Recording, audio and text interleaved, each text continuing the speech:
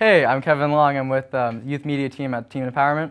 We're here with Julia Post and Sassy Estany, two Somerville residents, and we're talking about youth media and the importance of media in someone's development. Julia has been with Somerville High School. She's been a Somerville resident for pretty much all your life, yes. Right? Sassy Estany has been at Teen Empowerment since she was about 14. And we're just talking about, we have there's a pressing issue today, just on how important media is and how important it is that the youth can find a positive role model in the media, and how important it is that the youth can find identity within the media and find a way to express themselves.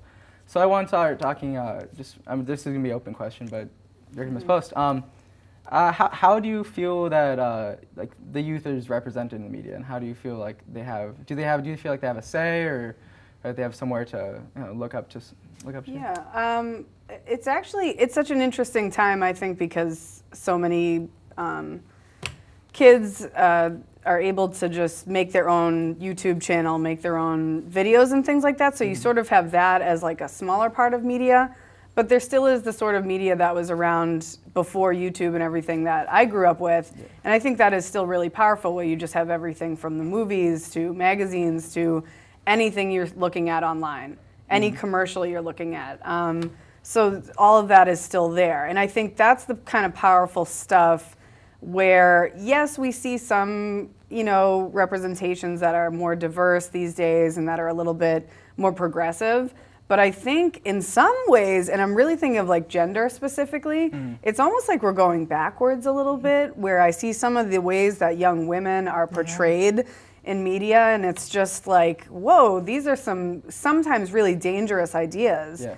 And that, and that's how I see young girls being presented, and young men as well. And they both are these dangerous stereotypes that I think, do harm people in the real world. And so I think when we look at media, is such a big word. It's like, what are you could be talking about so many different things, but when I do look at it as a whole, you see some really cool things coming out and some nice changes being made, but I think the dominant storyline still has a lot of those dangerous stereotypes that we're faced with, instead of us and how diverse we are and what, how we might look at our own identity. So.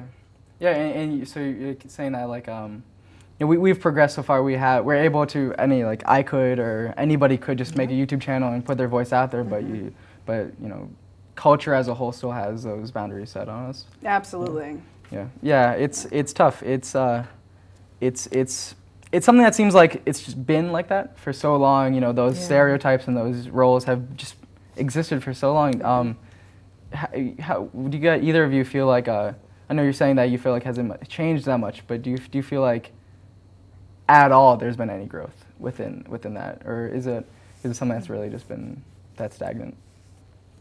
Personally, I think there has been a lot of growth. I feel like, kind of like what she was saying, there's younger women and younger men who are actually also in a positive light, playing good roles, or like roles that you wouldn't expect. Like younger girls are saying things that you wouldn't even think they'd understand or comprehend.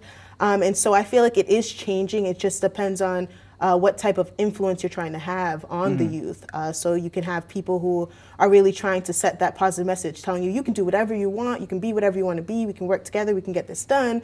And then there's another message that's kind of like, no, actually, you got to look like this, you got to dress like this, talk like this, and if you do all of that, maybe, just maybe, you'll be accepted. And so, there's definitely some progress there, and there's still a little bit of that holding back of youth, allowing them to just be their own selves, and not be judged for that.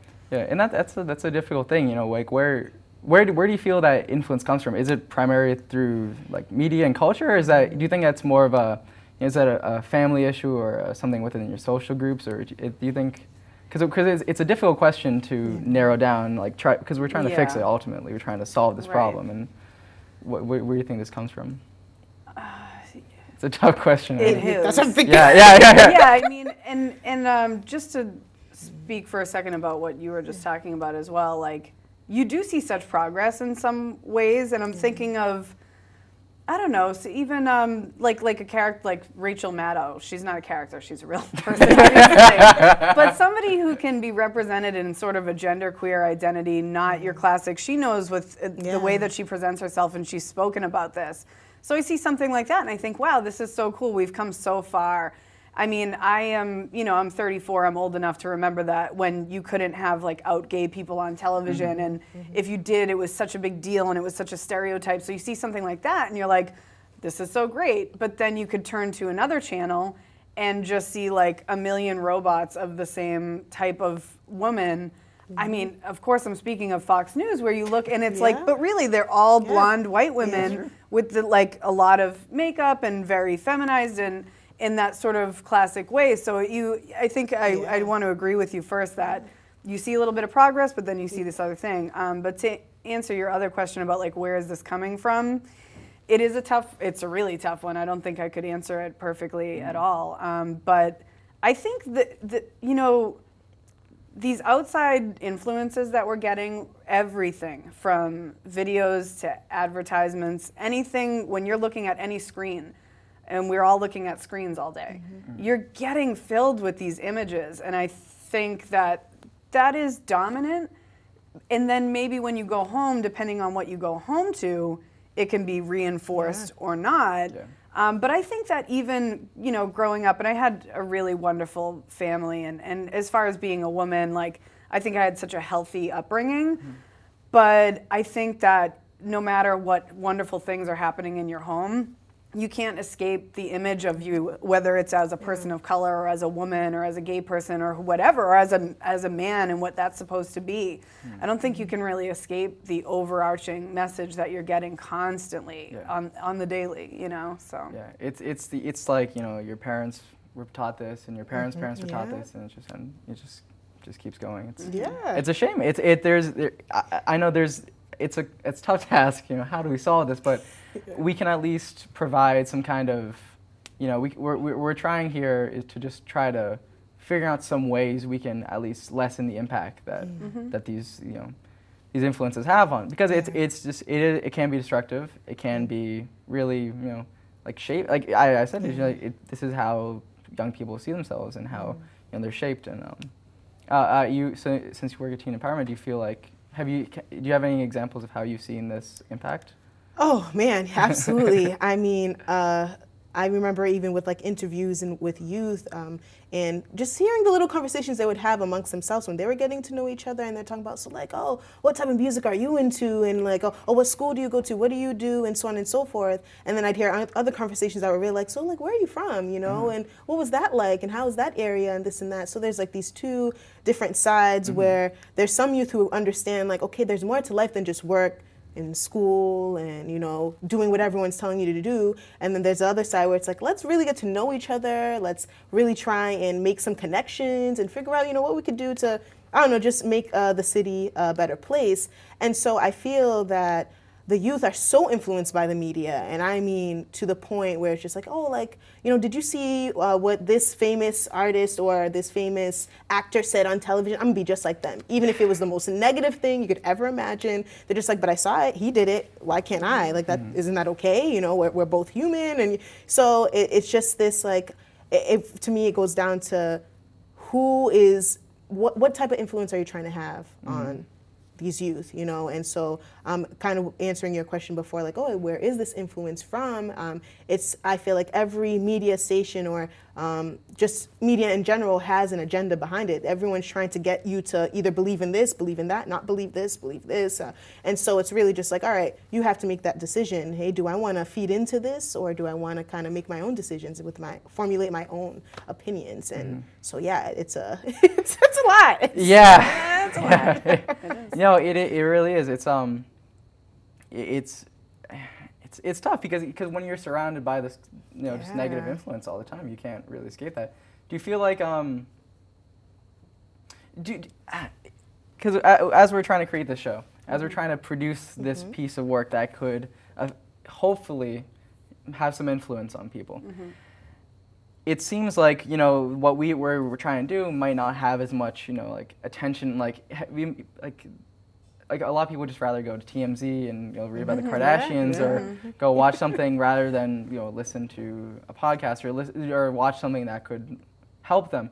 Do you feel like and I'm not saying all people are like this, but do you feel like there's any way that we can try to create something that will get the attention of the youth? I know that there's an example of like when The Daily Show came out. It created a whole new form of entertainment that was informational as well as entertaining, and it got a lot of people interested in politics, and it got a lot of people more active, and it got a lot of people more caring because they could go somewhere and find, the news, but also it was hilarious. Yeah, exactly. It really that was when I was getting into politics, and The Daily Show was, it was certainly a part of that, absolutely. I wouldn't have known half the news that was happening if I didn't start watching that. I started watching that in high school. But yeah, no, if you're saying how can we, what could make people more interested in conversations like this? Exactly. So, I mean, what I do in the classroom is I try to pull together things that I do think are eye-catching and interesting, but the thing is you have to find those things, and then I like to show it to my students and we have discussions. So, for example, there's 2 documentaries that I'm in the middle of the gender stuff right now. I also do a lot of stuff about like race and sexual orientation, but right now we're in the middle of gender, and there were 2 films that were made that are both on Netflix, which is pretty great because then I can just access them whenever I need. And they're by the same group, which is a project called Misrepresentation, like Miss, like a mispost, but it's misrepresentation. And the one about women is called Misrepresentation. The one about men is called The Mask You Live In. And they explore the way the media shows us what gender is supposed to look like. And they show us how unhealthy that can be to believe that. And they do it through clips of like lots of music videos and movies and things that people would have seen. And because this was made in the past couple of years, I can show it to students and it's relevant to them. And it's kind of exciting. It's like a fun documentary. Like I think you do need a little bit of fun to bring people into these conversations sometimes. So one of the things, I don't know, I mean, to answer your question, if we could create more things like that, if you had like snappy little videos, there are some people that do a great job with this on YouTube. There's like Lacey Green, I want to say her name is, or something. I can't remember all their names, but there's a couple internet people that I watch every video that they make. And it might be about like racist words from the past, but like when you can attack and look critically at media in a fun video, if you could get kids involved in maybe making that, what I do is show them and talk about them in my classes. That's what I try to do. But I find that brings kids in, they don't think they care about feminism, and then I'm like, well, watch this. Maybe.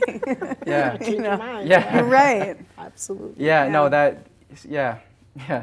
So we have to wrap up. Oh gosh, already. We've been, time flies. Time does fly. Oh my God, yeah. It really does. But if you had one thing to tell the youth, if you had one just like piece of advice or one like just do this or just something to tell the youth, what would you tell them? Either of you can start. I mean, I would really say be creative and create your own things, despite what other people tell you to create and do. Do what you want to do, and out of that, you can make anything happen, like just keep yourself happy, it really is an important part. People think it's simple, it's just one of those things. Yeah, do what you want to do, be creative, use your talents, your gifts, and you'll be good. That was a great answer. I would definitely, especially as far as media is concerned, I always am like, you should question everything, and you don't just believe what people tell you. And I tell my students, just because I just told you that, don't believe me. Go look it up. I dare you to go look this up. Like, please, especially if they question me, I'm like, that's wonderful. You should be questioning things. I think when you're, and just anything, like with what you want to do with yourself and your life, question it and think about it. Yeah, probably that. Yeah. Strong, powerful words. Thank you. Thank you very much. Thank you for both coming on the show. I think this was a very healthy discussion. Hopefully we can have more in the future. Great. For the show. Yeah. Really. Thank you very much. Awesome. Yeah.